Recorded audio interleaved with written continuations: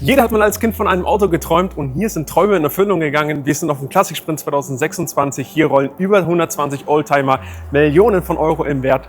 Und ich möchte wissen, wie ist der Veranstalter so drauf und wie sind die Leute hier drauf? Let's go!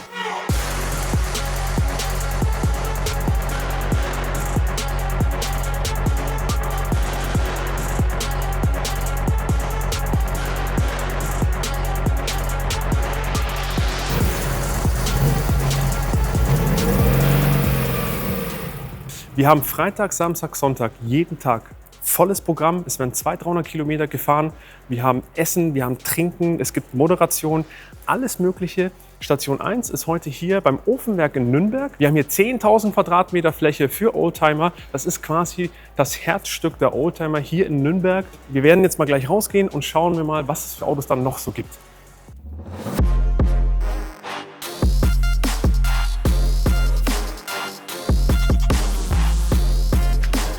Total geil. Du kommst hier raus und das erste, was du siehst, ist ein Ferrari 348 Spider, daneben ein Lotus, noch ein Lotus und neben dem BMW i4 haben wir noch ein Ferrari. Ja, kann man machen. Why not?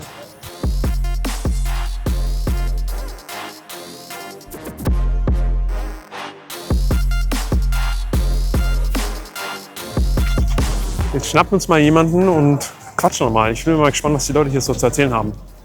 Matze, du wunderschöner Mann. Nein. Doch. 2 seconds later. Wie lange bist du schon dabei? Das sind, glaube ich, jetzt 5, 6 Jahre. Wie viele seid ihr?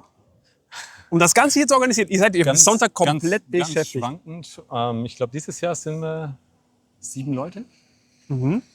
Also, Das heißt, ihr managt das alles hier zu sitzen. kommt hin, ja.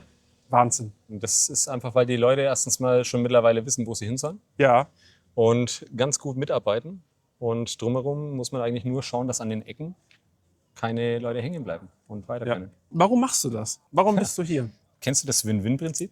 Sondern bekommt einfach nur den Aufwand ersetzt, hat seine Freude an dem Ganzen selbst und genießt das ganze Wochenende mit durch. Wiederum habe ich mich dieses Jahr in eine gute Position bringen können und fahre das Vorfahrzeug mit einem Kumpel zusammen.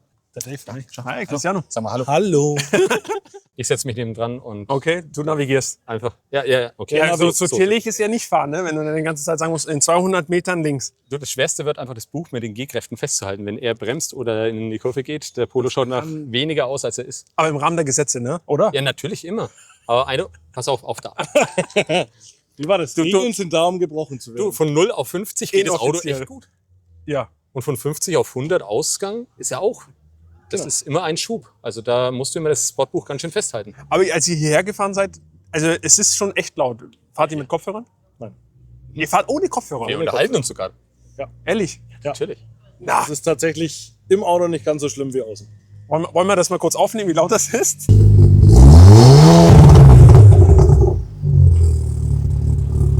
Also wenn du da nur ein bisschen was gemacht hast, dann fresse ich einen Besen.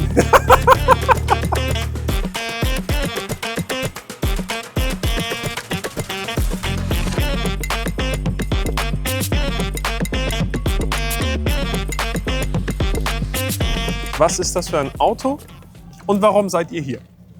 Das ist unser Vorführwagen aus dem Porsche-Zentrum. Ja. Wir können hier gleich mit 3 Schmuckstücken anreisen und haben das große Privileg von unserem Chef bekommen, hier teilzunehmen. Das ist ein Targa Modell T von 1971 und ich und mein Vater haben dieses Wochenende die Ehre, das Auto zu fahren. Und die verkauft ihr auch? Genau, wir sind Klassikpartner, wir reparieren die Fahrzeuge, wir warten die Fahrzeuge, wir verkaufen die Autos Ja. und haben aber auch Spaß am Fahren. Und seid ihr dann aber hier und fahrt mit, weil ihr Spaß haben wollt oder weil ihr auch verkauft? Die Antwort an meinen Chef ist, weil wir auch verkaufen. Die Realität sieht aber so aus, dass wir auch gigantischen Spaß dran haben das Wochenende. Weil wir leben das schon, wir haben da eine Leidenschaft für, sonst würden wir es nicht tun. Die Oldtimer kann man nicht auf dem Papier bespielen, das muss man erfahren. Dann vielen Dank. Gerne. Ich wünsche viel Spaß. Danke. Und auf den ersten Platz wünsche ich euch am Sonntag. Wir haben große Ambitionen, aber erster wird hart.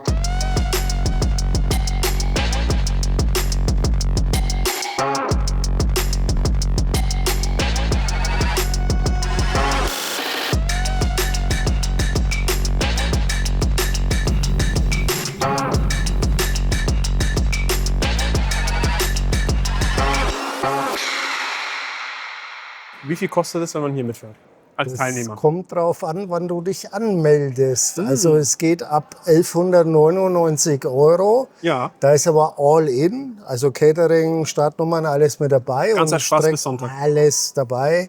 Und wenn du dich später anmeldest, kostet halt ein bisschen mehr. Warum die Leute hier mitfahren, die Frage stelle ich dir am Sonntag nach der Siegerehrung. Du hast ja hier ungefähr 7 Leute. 7 Leute hast du hier, die mithelfen, ne? Insgesamt sind wir ein paar mehr, aber wir sind sehr wenig für die größere Veranstaltung, ja. Okay. Und ihr schafft das ja, hier über 120 Autos durchzuschleusen. Du hast ja eine komplette Rennstrecke, Freitag, Samstag, Sonntag. Ja, Es ist überall ein Fotograf. ja, Du hast Stationen mit Moderation. ja. Wie lange dauert das Ganze hier überhaupt zu organisieren? Naja, wenn wir jetzt Sonntag haben, Ja. dann räume ich am Montag auf. Am Dienstag, Mittwoch, Donnerstag mache ich Pause. Freitag, Samstag, Sonntag möchte ich nichts hören. Und am Montag geht es schon wieder langsam los. Also praktisch ein Jahr. Du organisierst ein Jahr hier. Ja. Wahnsinn. Aber du hast noch Mille Miglia, bist du auch noch dazwischen drin. Ja, ja, wir haben mehrere Veranstaltungen, aber du musst natürlich schon wieder planen fürs nächste Jahr, weil man hat schon wieder Ideen, die vielleicht mitunter dieses Jahr nicht geklappt haben. Die müssen wir dann für nächstes Jahr schon irgendwie in die Pipeline schieben. Wir haben eine Mille Miglia-Reise, wir haben im September noch eine Rallye. Ich mache dann hin und wieder noch so Incentive-Geschichten und so weiter und so fort. Also aus einem Hobby ist mittlerweile ein Fulltime-Job geworden. Wie du dazu gekommen bist und warum du das machst, erzählst du mir dann bitte heute Abend am Hauptmarkt. Wir fahren jetzt mal bis nach Zündorf und schauen uns mal super, den Spaß an. Ja, Und dann sehen wir uns später. alles klar, freut mich. Danke dir. Viel Spaß.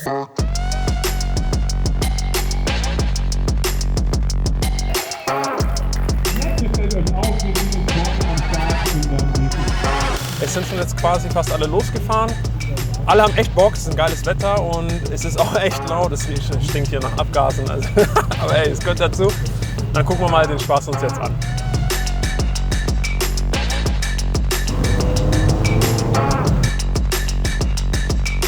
Oh, es ist halt echt schwierig zu beantworten, welches Auto mir am besten gefallen hat. So, jedes Auto hat seinen eigenen Charme. Aber um mich zu outen, ich bin echt ein großer Porsche-Fan. Aber der Ferrari hat die alten Modelle, die sind halt natürlich auch sehr schön. Und ein Jaguar E-Type hat auch so seinen Stil.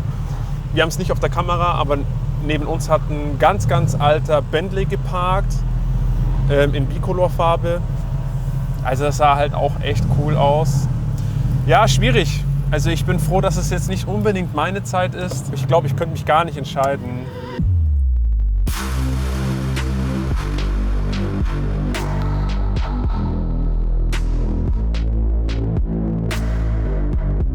Es ist ja öfters so, dass wenn du schon alles organisiert hast, dann ist einfach plötzlich irgendwo eine Baustelle und alle Autos fahren und dann musst du ja jeden Einzelnen sprechen und irgendwie kommunizieren, dass du einen Umweg fahren musst.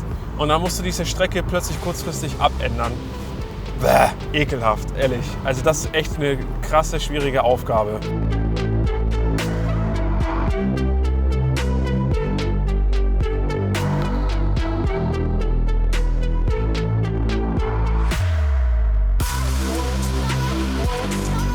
Wahnsinn, schau dir das mal an, wie viele Leute hier sind.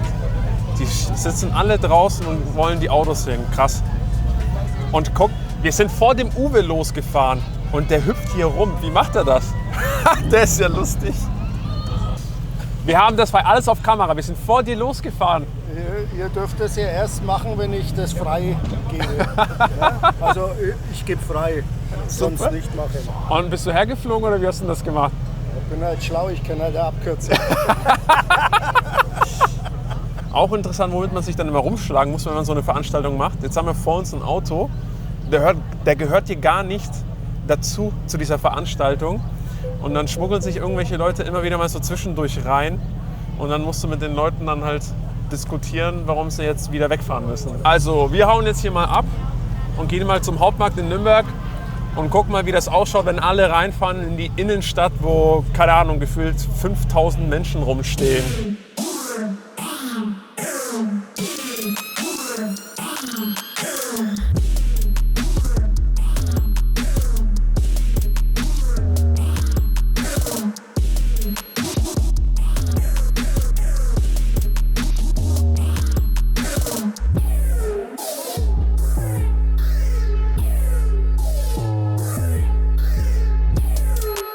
Also, wir haben jetzt gerade 2 Geheimnisse gelüftet. Was passiert, wenn über 120 Oldtimer in die Stadt von Nürnberg fahren?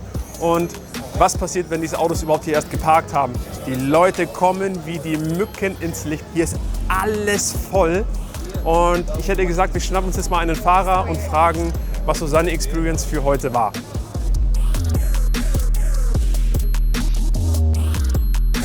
Da fährt gerade ein 308 GTS. Ich habe direkt 2 Fragen. Erste Frage, wie war es heute? Zweite Frage, wo kriegt man so ein Auto? Wie viele Kilometer seid ihr gefahren und wie war's? Es war wunderbar. Wir sind so um die 250 Kilometer gefahren heute. War eine total tolle Strecke. Hervorragend rausgesucht. Ja. Hier in der Umgebung gibt es ja wirklich tolle kleine Straßen, die man so gar nicht kennt. Hat wunderbar Spaß gemacht. War ganz hervorragend. Warum fährt man hier mit? Ja, einmal, weil man nette Leute kennt. Es ist eine Rallye, die in der Nähe ist, weil sonst müssen wir immer weiter Anreisen machen. Da bietet sich das natürlich an. Und dann lernt man mal die nähere Umgebung kennen, weil es sind ja doch sehr viele Strecken, die man so nicht kennt. Wie kriegt man so ein Auto? Wo findet man das? Ja, also es ist einfach, wenn man sich früher immer Magnum anguckt und von so Autos träumt und irgendwann steht einer zum Verkauf und dann kann man einfach nicht mehr vorbeigehen. Und bei mir war das relativ einfach, weil es eine Umgebung war, noch in der gleichen Ortschaft. Ja. Und wenn das Auto dann einfach mal zum Verkauf steht, dann schlägt man zu. Aber würde man heutzutage, wenn man jetzt online suchen würde, überhaupt noch so ein Modell finden, das unfallfrei ist, sauber ist, alles in Ordnung Diese ist? Vergaserversion unfallfrei ist schon schwierig. Also, es gibt welche, aber nicht zu jeder Zeit. Also man muss ein bisschen suchen. Ich würde sagen, wenn man ein Jahr lang sich Zeit lässt, findet man bestimmt. Das Glück des Tüchtigen. Ja, das stimmt. Dann vielen, vielen Dank und noch viel Spaß. Danke.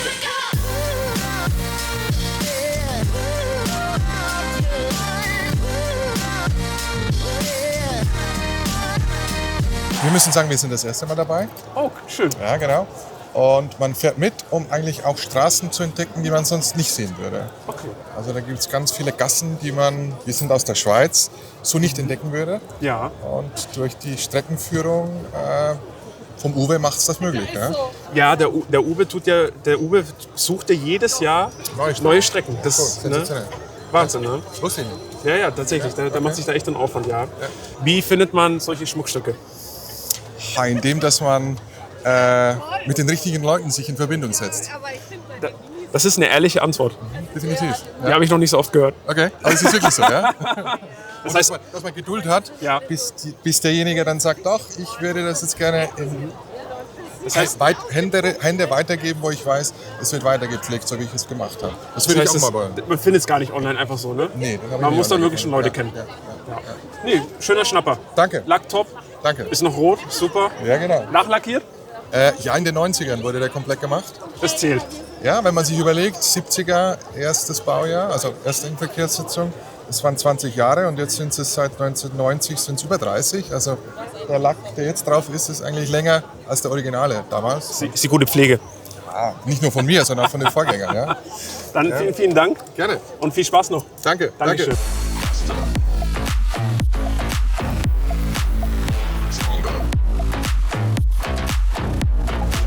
Wir müssen mit dem Uwe noch ganz dringend sprechen.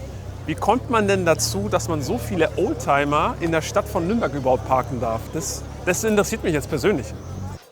Wie hast du es hinbekommen, dass so viele Autos hier mitten in der Stadt parken dürfen? Klopft man einfach so an der Tür und sagt so, hallo, darf ich? Ja, nein, ich hab in der Tat 7 Jahre lang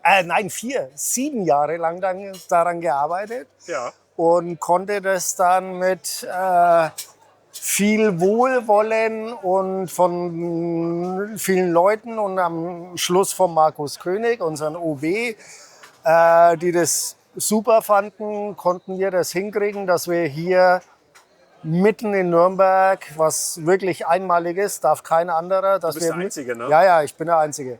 Dass wir mitten in Nürnberg stehen bleiben dürfen. Ja. Und mehr darf ich gar nicht verraten.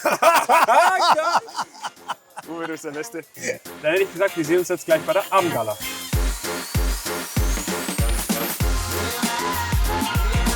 Ich stehe jetzt hier im Atelier in Weißenburg. Hier dürfen nur Gäste rein. Die Securities kontrollieren extra. Alles sind schick angezogen. Und ich gehe jetzt da rein und schaue mir mal die Sache näher an. Uwe, erzähl, wie war es heute so? Ja, anstrengend, heiß und sehr, sehr geil. Coole Strecken. Sind eine sehr, sehr große Runde gefahren. Und was ich gehört habe, ich durfte ja nicht alles mitfahren, ich muss immer querfahren. Ja, war sehr, sehr nett. So für der Franke sagt, passt schon. Passt schon. Ja. Wart ihr heute schon auf der Wülzburg oder fahrt ihr morgen erst? Nein, wir waren heute schon bei einer Wertungsprüfung auf der Wülzburg und morgen früh nochmal, ja. Gab es heute irgendwas Besonderes? Das sind ja alte Fahrzeuge. Fallen die auch mal ab und zu aus? Nö.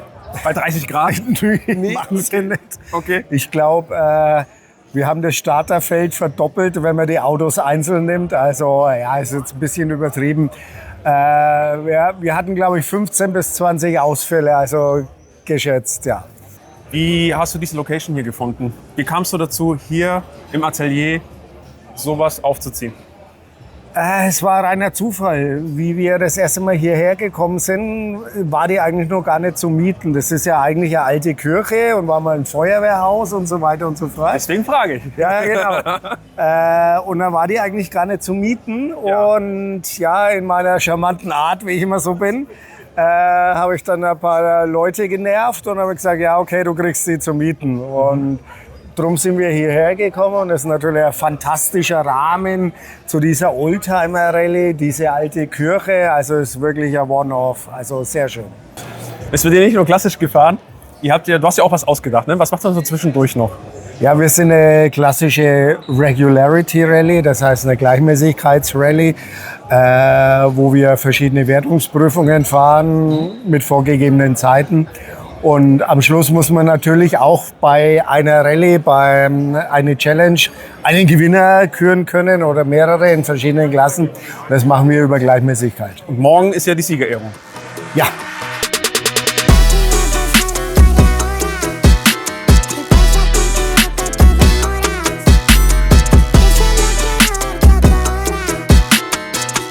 Also, meine Lieben, kurzes Zwischenfazit.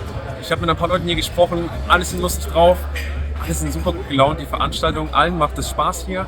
Ich quatsche noch mit ein paar Leuten hier und ja, schauen wir mal, wie es morgen weitergeht. Alter, ich bin so müde. Ich bin gestern um 1:30 nach Hause gefahren und dann waren die immer noch da und haben gefeiert. Ich weiß gar nicht, wie lange die dann überhaupt noch da waren, aber eins weiß ich, die haben super Spaß. Ich muss sagen, was ich bisher gesehen habe, also korrigiert mich, schreibt es gerne in die Kommentare, wenn ihr das anders seht, aber für 1.200 €, wenn die Zahl richtig ist, finde ich, dass du, wenn du Freitag, Samstag, Sonntag den ganzen Tag was zu tun hast, es wird jeden Tag eine andere Strecke gefahren, die wird individuell jedes Jahr neu rausgesucht und dann auf eine Karte geschrieben, wie du fahren sollst. Du hast Essen, du hast Trinken, du sind Fotografen dabei, du hast eine schöne Landschaft, wo du rumfährst, du hast schöne Fotos, wo du nochmal Erinnerungsbilder für dich hast. Und dann gibt es noch Challenges, eine Siegerehrung. Also ganz ehrlich, ich finde persönlich, das ist ein sehr guter Preis, wenn man Spaß haben möchte.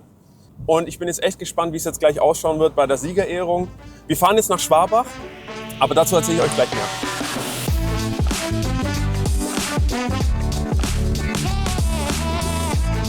Wir haben jetzt hier gerade gepackt und die erste Aufgabe, die wir hatten, wir durften jetzt erstmal ein Bentley aus 1923 Starthilfe geben. So, cool. Geiler Sonntag.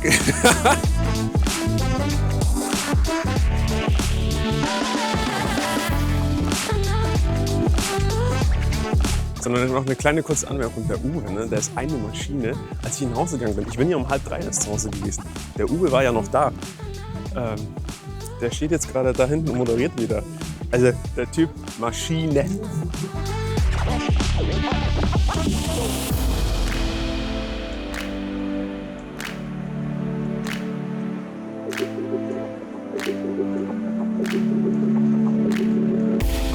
Uwe, erzähl, wie fandest du, was ist dein Resümee? Wie fandest du die Veranstaltung?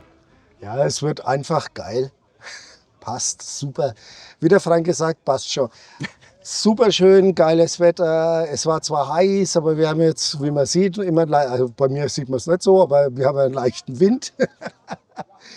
Wunderschön. Extrem viele Änderungen, Ausfälle, aber das ist normal. Also es ist alte Auto, es ist schon State of the Art. Und ich glaube, die Strecken waren geil, haben wir sehr viel Lob bekommen.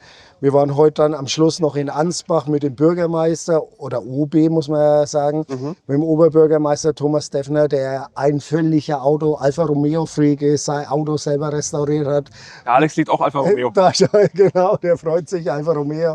Der hat eine wunderschöne Ansprache gemacht, der weiß, wovon er redet. Und das ist schön, wenn man so viel Herz, so viel Enthusiasmus, so viel Liebe mit dem ganzen Quälerei, Auto heiß, heiße Füße, bla bla bla. Wenn dann alle Leute hier glücklich sind und sagen, geil was. Und das war so. Du hast jetzt auch extra eine Siegerehrung vorbereitet. Ja. Aber jetzt müssen wir noch 2 wichtige Dinge klären. Und zwar, wie kam es, du machst seit 20 Jahren. Herzlichen Glückwunsch, Erik. Vielen Dank. 20 Jahre ist echt eine Hausnummer. Ja. Wie kam es dazu, dass du vor 20 Jahren gesagt hast, so, ich mache eine Veranstaltung? Ich mache so eine Veranstaltung. Ja, das war eigentlich total blöd. Also ihr könnt jetzt 5 Stunden, wenn ich anfange zu erzählen, aber ich mache es kurz. Ich war jahrelang in München, bin dann wieder nach Nürnberg gezogen und habe gesagt, Mensch, ich kenne so viele Leute mit Oldtimer, lass uns mal Ausfahrt machen. Und dann haben wir Ausfahrten gemacht, so, Mensch, Sonntag, schönes Wetter, wir treffen uns im Garagenhof und fahren irgendwo hin. Ja. Und daraus entstand irgendwo mal eine Rallye, der Alpmütter Classic Sprint. Das war dann 2006, weil wir in Pappenheim in der Burg waren. Und er hat gemeint, gibt uns Flyer. Habe ich gesagt, naja, wenn es regnet, kommt keiner. Also müssen wir Startgebühr verlangen, ne? Also richtige Rallye machen. Ja. Das haben wir 2006 gemacht, wo wir wirklich ohne Flachs 159 € Startgebühr verlangt haben. Ja, aber bei dem ganzen Konzept, was du heute machst, geht ja gar nicht mehr. Da kriegst du nicht mal die Aufkleber dafür. So ungefähr. Aber eine Hotelübernachtung. Wird auch schon schwierig mittlerweile, vielleicht. Ne? Also, ja, und dann ist das immer weiter gewachsen und dann sind wir immer professioneller geworden, logischerweise, weil man muss sich ja auch weiterentwickeln. Jetzt der Klassik-Sprint, wie er ist. Warum fährt man hier mit? Weil es geil ist. Uwe, du machst mich fertig. Wir hatten ja mal das Motto von Freunden für Freunde. Manche haben gesagt, ja, das ist nicht mehr so wie früher. Sag ich doch, es hat schon noch, trotz der Größe, trotz der Professionalität, was wir haben, es ist noch von Freunden für Freunde. Die kommen her, ich sehe viele Leute nur einmal im Jahr. Man nimmt sich in den Arm, man drückt sich und freut sich, dass man sie sieht. Und das ist ein bisschen so einer der Spirit-Sachen vom Klassiksprint.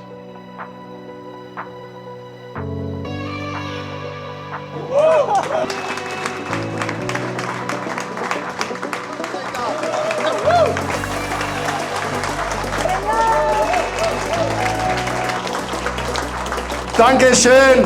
Klassiksprint 2026. Finito. Wir kommen zurück 2027. Dankeschön.